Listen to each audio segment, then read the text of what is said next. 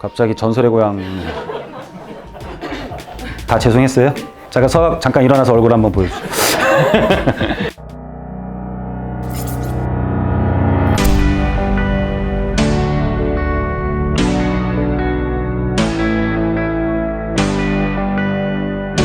자, 6억, 9억 너무 많이 들었는데 헷갈려요. 듣기만 들었어요. 뭔지도 모르고. 왜 9억으로 정해놨는지 그것도 잘 이해가 안 갑니다.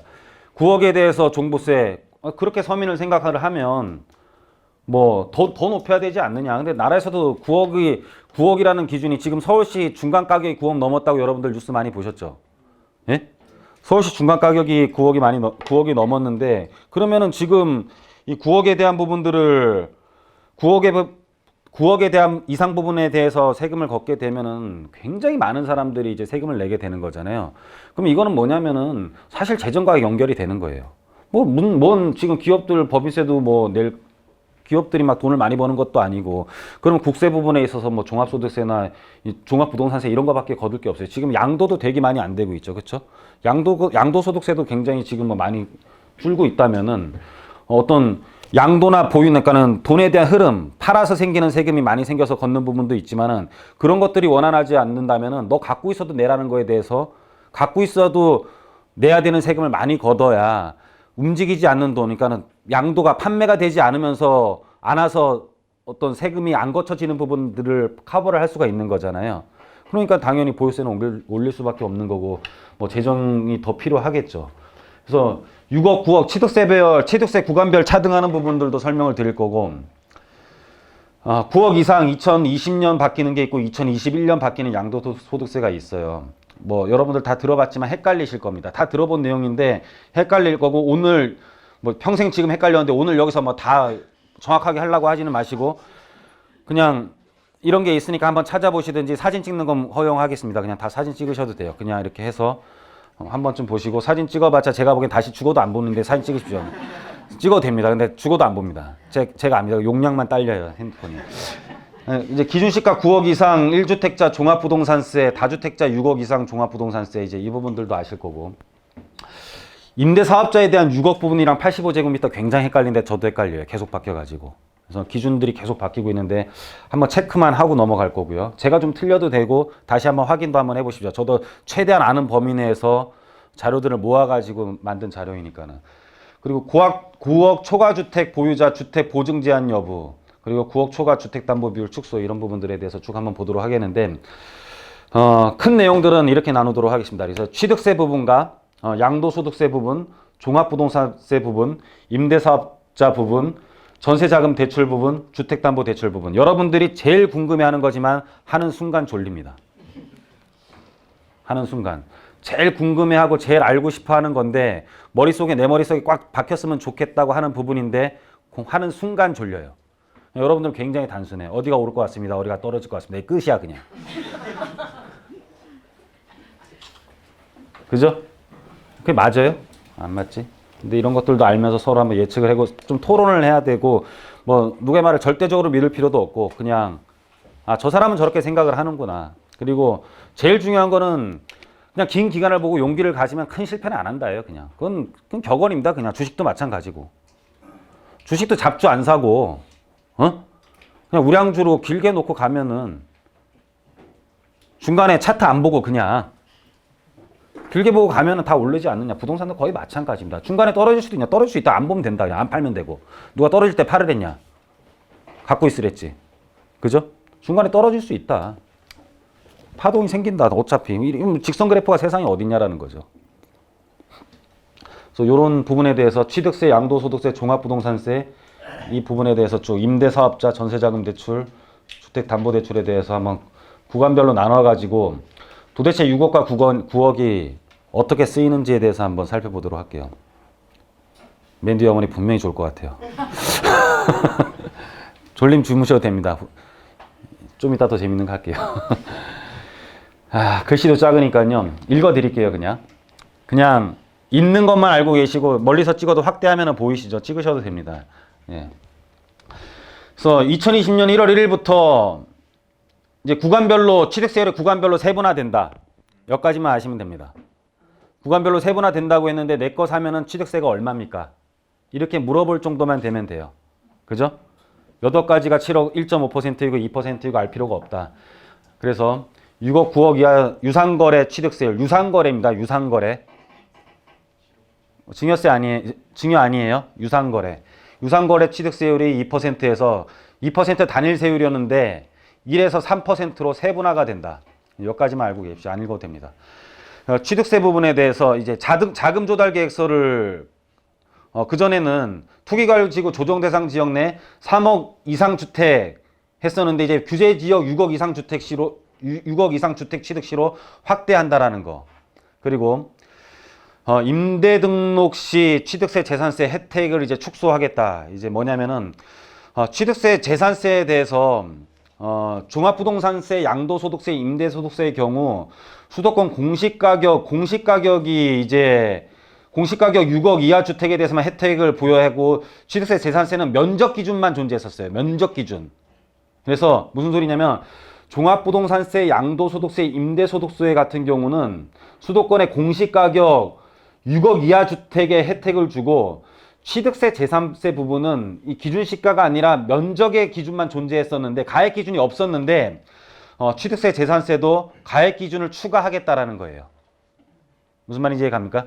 면적 기준에 대해서만 있었는데 임대 등록 시에 면적에 대한 기준만 있었는데 임대 등록 시에 취득세 감면이 면적에 대한 것만 있었는데 이제는 임대 등록 시에도 취득세 재산세 가액 기준에 대해서 6억이라는 것이 추가가 된다라는 거예요. 그죠? 그래서 임대주택에 대해서 취득세 감면을 받으려면은 개선된 거는 뭐냐면은 6억 공시가격에 6억이라는 게 하나 추가됐다. 이거 알고 계시면 될 것 같고요. 9억. 자, 7억 5억 구간의 주택을 2019년 12월 31일까지 매매 계약을 체결하고 2020년 3월 31일까지 잔금을 지급하여 취득하는 경우에 종전의 2%의 세율을 적용받도록 경과 조치를 둔다라는 겁니다. 그러니까는 2019년 12월 31일까지 매매 계약을 체결하고 넘어간 겁니다. 일단은. 네? 매매 계약을 체결을 했어야 돼요. 작년까지. 그럴 경우에는 종전의 2%로 낮은 세율을 해주겠다는 겁니다. 3%까지 올라갔는데 그 전에 계약을 한 거는 혹시 계약된 사람이 있다라면 분양한 경우에는 공동주택 분양한 경우에는 그 대신 계약을 했더라도 2022년까지 잔금을 치른 것만 혜택이 돼요. 2022년도에 잔금이 치르는 것만. 이해 가십니까? 그래서 혹시나 분양받으신 사람이 있으면 해당되는 사람은 좀 가슴이 아달 거고 해당되지 않는 사람은 그냥 넘어가셔도 됩니다. 그냥 있구나 그냥. 그리고 몰라도 돼요. 법무사가 알아서 해줘요. 그죠? 그래서 양도소득세 부분 이제 양도소득세가 좀 헷갈린데 이제 양도세 9억 초과분 1주택 장기보유 특별공제 혜택이 이제 올해와 내년이 좀 달라져요. 2019년까지는 거주기간 상관없이 보유기간에 따라 80% 장기보유 특별공제를 해줬었거든요. 작년까지는 거주기간이 상관없고 보유기간에 따라 10년 80% 뭐냐면은 10년 이상 갖고 있었으면 1주택자가 10년 이상 갖고 있었으면 10억이 남으면 2억 남았다라고 간주를 한다라는 거예요. 10억이 남으면 2억 남은 거였는데 2020년 올해 양도분부터는 2년 이상을 거주를 무조건 해야 돼요. 이제 이게 걸린 거예요. 그렇죠? 그전에는 장기보유 특별공제를 80% 거주를 안 해도 되는데 2020년까지 2월까지 지금 양도하는 거는 2년 이상 거주 요건을 채워야 혜택을 주는 거고 2021년부터는 10년 이상 보유하고 10년 이상 거주해야 돼요. 2021년부터는 그전에는 보유기간 1년마다 8%씩 공제를 해줬었어요. 그러니까는 10년 동안 갖고 있으면은 매년 8%씩 남은 거에 대해서 빼준 거야. 그러니까 10년 동안 갖고 있으면 80%를 빼준 거죠. 매년 8%씩 빼줬으니까는. 갖고만 있어도 8%씩 빼줬는데 이제는 어떻게 되냐면은 갖고 있는 게 4%이고 거주하는 게 4%예요. 그럼 예를 들어 갖고 있는 게 10년이었어. 그럼 몇 퍼센트 빼줘요? 40%. 그 중에 만약에 거주만 2% 했어. 그럼 몇 퍼센트 빼줘? 합이? 48% 빼주는 거야. 그럼 무슨 말인지 이해 가세요? 그래서 거주에 대한 4%가 붙었다라는 거예요. 그래서 거주와 보유를 동시에 10년을 해야지만이 앞으로는 장기보유 특별공제를 받아요. 다들 거주를 과거에 했던 부분까지 소급이 되나요? 다 됩니다. 예. 띄엄띄엄 해도 돼요. 연속해서 안 해도 돼요. 예, 띄엄띄엄 해도 됩니다. 예. 그래서 다들 이렇게 이제 서울 집값이 많이 올라왔고 옛날에는 장기보유 특별공제에 해당 안 되는 사람들이 많이 앉아 계셨거든요. 근데 이제는 좀 많이 되실 것 같아요. 금천구의 롯데캐슬 아파트? 롯데? 금천구청역에 있는 거 그게 지금 34평 얼마인지 아세요? 10억 넘었죠? 네, 10억 넘었습니다. 신길동 지금 그 조선족이랑 거의 맞닿아서 살고 있거든요. 바로 밑에 대림동이고. 신길동에서 이제 걸어서 한 10분만 가면 거의 간판이 이제 한문으로 바뀌어요. 다 양꼬치 전문점으로 다 바뀌는데 신길 뉴타운 레미안 에스티움인가 이름이 뭐죠? 신길 7구역 얼마인지 아세요? 예? 어떻게 다 잘 아세요? 예, 14억 5천 15억 정도예요. 예. 이게 일반화된 것 같아요. 왜냐면 그거를 10억 이상은 안 간다라고 예상했을 때 그러니까 그게 한 6억 중반 정도에 아마 분양을 했나 아마 그랬을 겁니다. 그때보다 지금 1억 이상 연봉자들이 10배, 8배에서 10배 정도 더 늘었어요. 그때 1억 이상 연봉자보다. 그리고 굉장히 많이 바뀌었습니다. 많이 바뀌었어요. 집값도 바뀐 것 같아요. 거의 그에 맞게. 굉장히 돈이 흔해졌고, 뭐 한 단계 올라가 있는 느낌? 옛날에 그랜저는 사장님 차였거든요.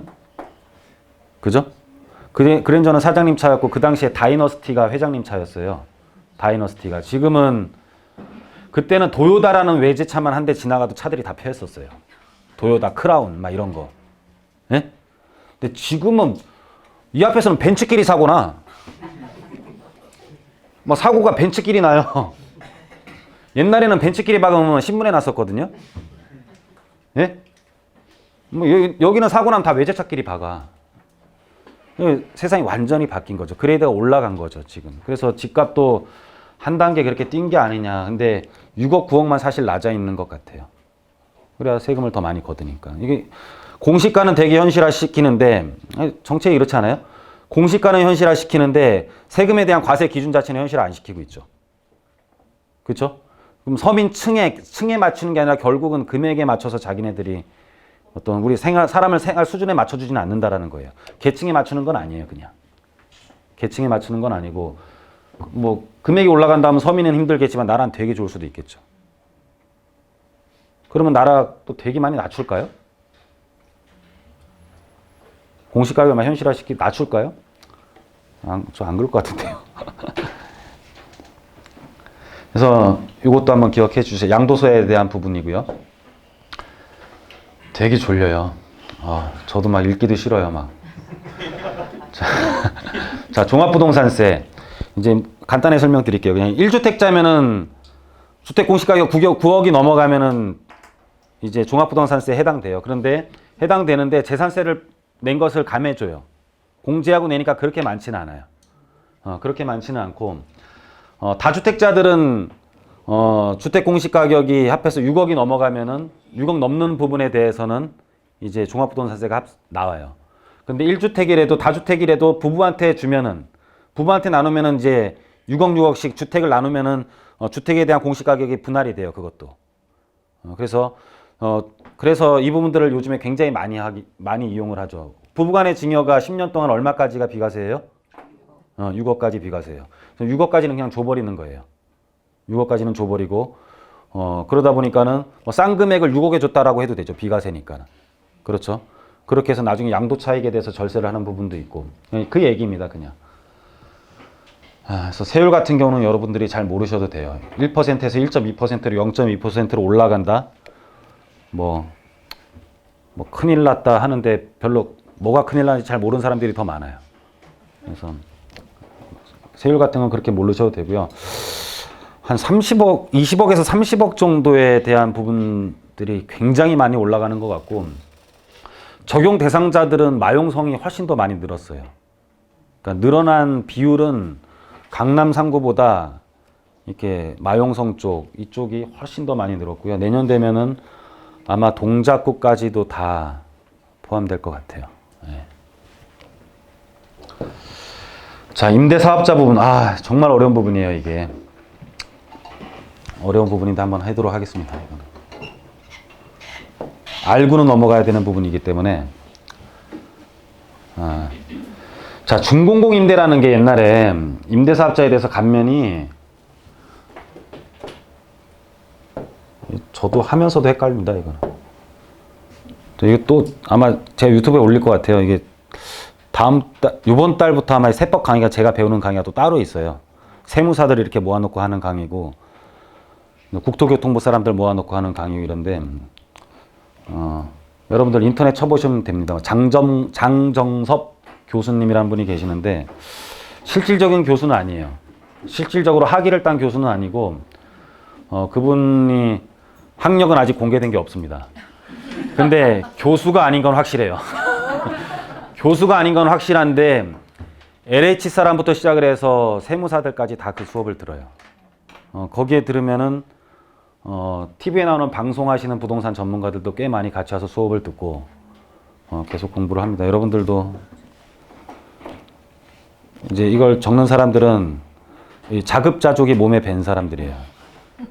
그러니까는 파트너십을 두려고 하지 않고 모든 걸 본인이 알아서 해야 되는 사람들. 그래서 아무것도 못하는 사람들이 돼요. 근데 참고는 하십시오. 그래서 이제 이 준공공임대 100% 감면, 70% 감면은 이제 이 뭐냐면은 조세특례제한법이었어요. 조세특례제한법. 그러니까는 우리가 장기 보유를 했을 때 100분의 100 감면을 받거나 또는 장기보유 특별공제를 70% 받는 이 조건이 85제곱미터라는 것만 있었습니다. 85제곱미터라는 것만 있었는데 2018년 4월 1일이 기준으로 돼가지고요. 갑자기 전설의 고향 핸드폰이 꺼지면 하겠습니다. 다 죄송했어요? 예? 잠깐 일어나서 얼굴 한번 보여주세요. 예. 자, 2018년 4월 1일 이전에는 기준시가 6억 이하 이거 면적 제한 없이 4년 등록만 해도 종합부동산세 합산 배제됐었어요. 4년만 하더라도. 그리고 종합부동산세 합산 배제되고 양도소득세도 일반 세율이 가능했었어요. 근데 2018년 4월 1일에는 4월 1일 이후에는 8년을 해야 종합부동산세 합산 배제되고 양도소득세 일반 세율이 돼요. 그 2018년 4월 1일이라는 게 굉장히 중요해요. 4월 1일 전에는 4년만 해도 혜택을 받았다야. 예? 2018년을 4월 1일 기준으로는 4년만 해도 4년만 하더라도 종합부동산세랑 양도소득세 일반 세율을 받았다. 그 주택에 대해서 4월 1일 기준으로. 그 이후에는 8년만을 해야 돼요. 8년. 무슨 말인지 이해 가시죠? 그래서 그 다음에 이제 913이라는 게 나와요. 913부터는요. 취득한 주택은 장기보유 특별공제 양도소득세가 다 중과가 돼버려요. 그냥. 그러니까는 지금도 마찬가지입니다. 지금도 사는 건 다 마찬가지예요. 9.13 대책 이후에 취득한 주택은 장기보유 특별공제 합산 배제가 안 돼요. 합산을 해야 돼. 그리고 양도소득세도 중과가 되고, 양도소득세는 중과가 되는데 남아있는 건 뭐냐면은 기준시가 6억 이하이면서 85제곱미터 이하 장기보유 특별공제 70%는 해당돼요. 그러니까 기준시가가 6억 이하이면서 85제곱미터 이하이면은 임대사업자를 내면은 중과는 되는데 장기보유 특별공제를 70%를 하고 중과를 해요. 무슨 말인지 이해 가십니까? 그러니까 좀 미비하겠죠. 이해 가시죠? 중과는 되는데 장기보유 특별공제는 해당이 된다라는 거. 그리고 그러니까 4월 1일 기준으로 4년 한 것들은 해당이 다 되고, 만약에 여기서 2018년 4월 1일 전에 만약에 임대사업자를 낸 것들은 4년 등록했어도 나는 다 해당된다. 그냥 해당된다. 그 이후에 한 것들은 해당 안 돼요. 그 이후에 한 것들은 8년을 하셔야 돼. 8년을 해야 되고, 9.13 대책 이전에는 85제곱미터 이하이면은 기준시가 요건이 없었고 면적 요건만 있었어요. 면적 요건. 70% 감면 장기보유 특별공제 받는 게 면적 요건은 없었고, 면적 요건만 있었는데 이제 9.13 대책 이후에는 70% 장기보유 특별공제를 받기 위해서는 6억 이하라는 게 하나가 더 들어가요. 또 헷갈리시죠? 다시 한번 정리해요? 아니면 넘어갈까요? 그냥 정리해드려요? 자, 2018년 4월 1일 기준은 한번 이제 넘어가고, 9.13 대책 이전에는 85제곱미터 이하만 되더라도 70% 면적 요건만 있고 면적 요건만 있었기 때문에 임대사업자를 낸 것들은 기준시가 요건 없이 85제곱미터 이하이면은 장기보유 특별공제를 해줬었는데 지금 이 장기보유 특별공제랑 양도소득세 중과되는 건 다 없어지고 그럼 장기보유 특별공제 하나 남는 거잖아요.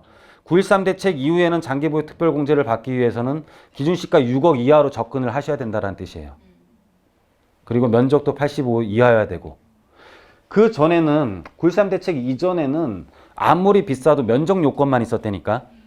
그러니까 강남에 있는 아파트를 사서 등록을 하더라도 장기보유 특별공제 70%는 해줬었어요.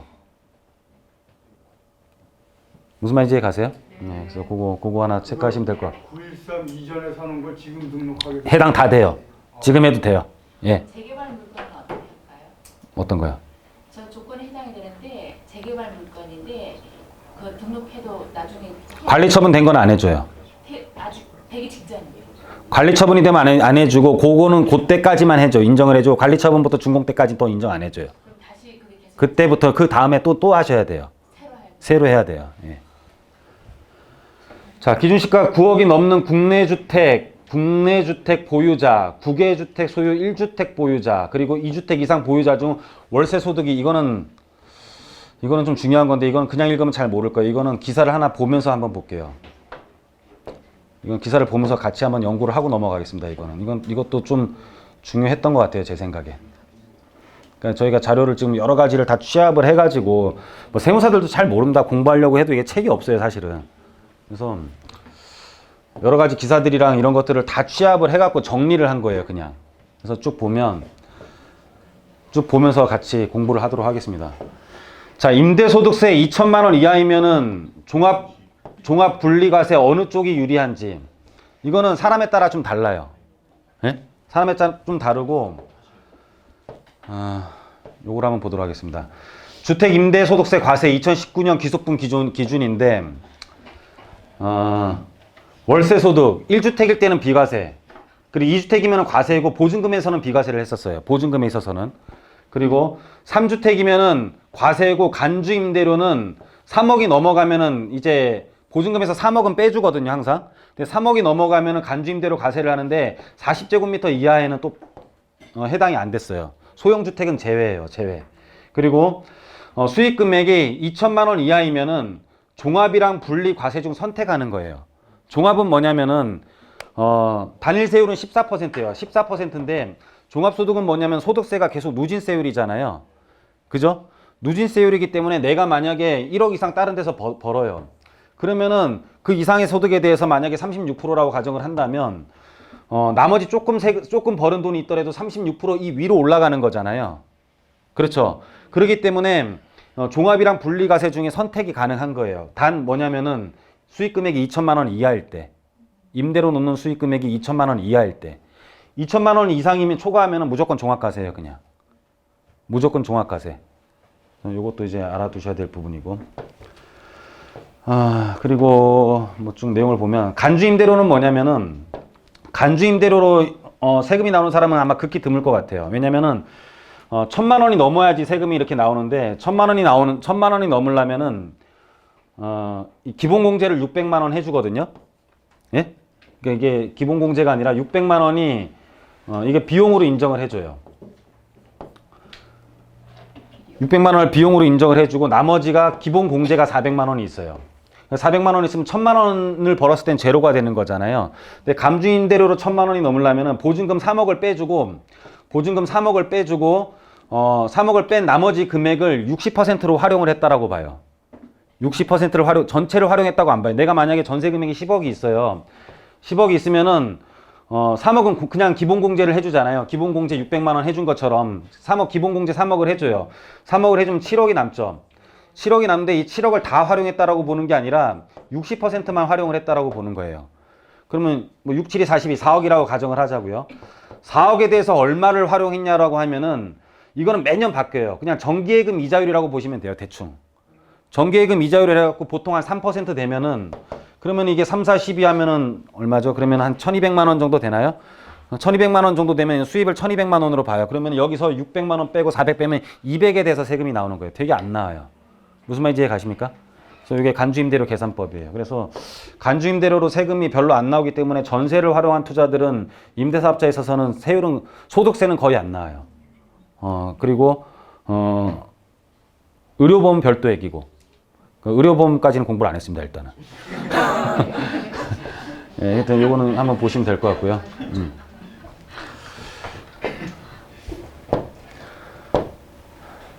자, 등록임대주택에 대해서 이게 지금 좀 문제가 됐던 건데, 예전에는 뭐냐면은 1주택일 경우에는 그냥 임대사업자를 내놓으면은 5년만 임대하더라도 비과세를 받았었어요. 그냥 거주를 안 하더라도. 그래서 지방으로 뭐 가시는 지방에 주택이 없는 분들이 이걸 활용을 굉장히 많이 했었어요. 서울에 집을 하나 사놓고 자기는 가놓고 여기에 임대사업자를 해놨었죠. 근데 이게 바뀌었어요. 조정 대상 지역 내 등록 임대주택도 거주 요건 2년을 충족하여야지만 1세대 1주택 비과세 혜택을 받아요. 적용 시기는 12월 17일 대책 발표일 다음 날부터 새로 임대 등록을 하는 주택에 대해서 적용. 그 전에 한 거는 상관없어요. 그 전에 한 건 상관없지만 어차피 해당 안 돼요. 다 넘어간 거니까는. 무슨 말인지 이해 가시죠? 이런 게 있었다라는 거. 이제 9억까지는 비과세를 해줬었는데 거주를 해야 해준다. 이제 거주 요건이 이제 다 계속 들어가고 있는 겁니다. 그러니까는 뭐 실수요자 위주로 계속 개편을 하는 거죠. 예.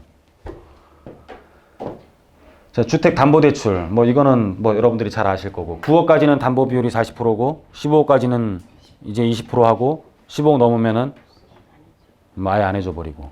그죠?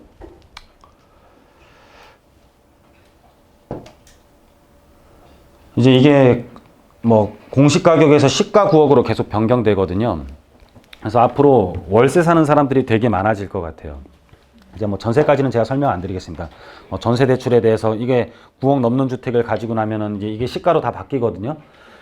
그러면은 자기 전세 대출이 회수가 안 되고 지금 이것 때문에 이게 해당 안 되는 비조정 대상 지역으로 많이 가는 거예요. 또 젊은 애들이 왜냐면은 자기 전세 살고 있는데 뭐 이 9억이 넘어가 버려도 나중에 회수를 한다고 하니까는 그냥 규제가 없는 교수로 계속 가다 보니까는 뭐 지금 수원이고부터 시작을 해가지고 뭐 안양까지 해서 막 지금 막 오르고 있습니다. 그냥. 근데 뭐 만약 거기까지도 규제를 하면 어떻게 될 것이며 그게 아니라 수도권의 규제를 다시 풀어버리면 어떻게 될 것인지. 그러니까는 정책에 의해서 가격이 이렇게 돈이 흘러갔던 것들은 또 정책에 의해서 다시 이렇게 빨려 들어올 수도 있거든요. 그래서 정책이랑 어떤 일시적으로 일어나는 일들은 투자를 하면서 물론 체크는 해야 되겠지만은 장기적인 관점에 있어서는 그런 것들이 없어지면 회복력이 굉장히 빨라요. 그런 것들은 정책이라는 거는. 지금 우한 폐렴도 이거는 경기 회복력이 굉장히 빠른 악재입니다. 폐렴 때문에 경기가 엉망이에요. 지금 없어지면 여운이 남는 이게 잘못된 점이 아니잖아요. 그렇죠? 예? 이거는 그냥 없어지면 그냥 싸그리 원상 회복이 바로 되죠. 뭐 예를 들어 김정은이가 막 미사일을 쏴요. 미사일 핵무기 막 실험을 해. 막 그럼 경기가 막 나빠져. 그 연속적으로 계속 이어지는 건 아니잖아요. 그렇죠? 우한 폐렴도 이게 만약에 이런 것들 또 정책들 이런 것들은 지금 뭐 정책이 계속 연결되고 있기는 하지만은 전반적인 투자의 긴 관점에 있어서는 이게 없어지면 회복력이 빠른 어떤 행위라고 보셔도 돼요. 회복력이 빠른 행위. 근데 실질적으로 수요와 공급이라든지 뭐 공급이 없다라든지 이런 것들은 뭐 회복하기 굉장히 어려운 거죠. 사실은 시간이라는 것도 걸리는 거고. 그렇죠? 그래서 일시적인 것들을 너무 여러분들이 겁을 내실 필요는 없다라는 겁니다. 전세대출까지 넘어가도록 하겠습니다. 자, 투자 방법. 여기서부터가 이제 조금 덜 졸릴 거예요.